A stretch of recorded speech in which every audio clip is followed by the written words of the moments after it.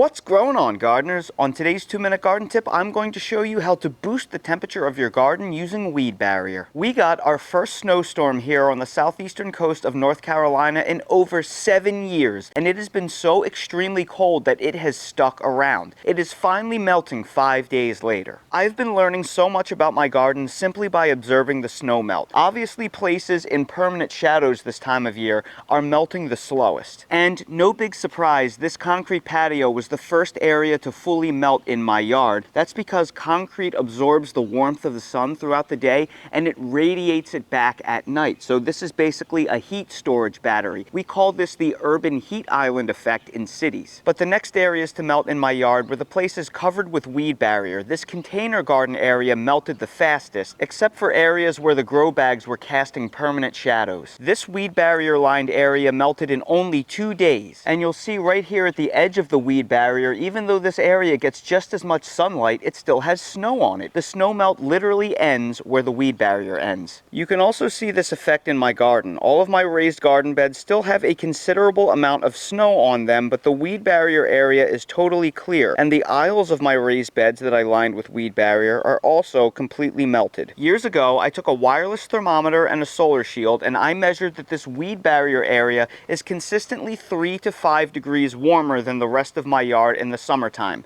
and it looks like that this is consistently true throughout the winter as well. So you can use this black fabric weed barrier to your advantage to give your plants a jump start if you live in a place that doesn't have warm springs or warm summers. If you are growing in a container garden, put the weed barrier underneath it. Not only will it warm up the soil faster, it'll warm up the surrounding area and likely retain heat and radiate that heat stored in the soil throughout the night, giving you a consistent temperature advantage. If your soil struggles to warm up for you to put your transplants in during the spring, I've also showed you in the past how you can line the row with weed barrier and cut holes into it to insert your transplants. And then that weed barrier attracts the warmth of the sun throughout the day, and it makes that area artificially warmer than it would otherwise be. Then, once your summertime temperatures warm up sufficiently and you don't need it anymore, you can just simply remove it. Or if you live in a place with consistently cool summers, you can leave it there throughout the summer and into the fall, and you can have more growing degree days throughout your growing season if you need it. So use this stuff to your advantage when you need it. If you don't know where to get weed barrier, I will place some links down in the video description for your convenience. And that's today's 2-minute garden tip. If you're new to the channel, please consider subscribing and hitting the bell to receive new video notifications, and check out our Amazon storefront and spread shop in the video description for a list of the gardening products I use and awesome custom designed apparel and other gear. Your support is greatly appreciated.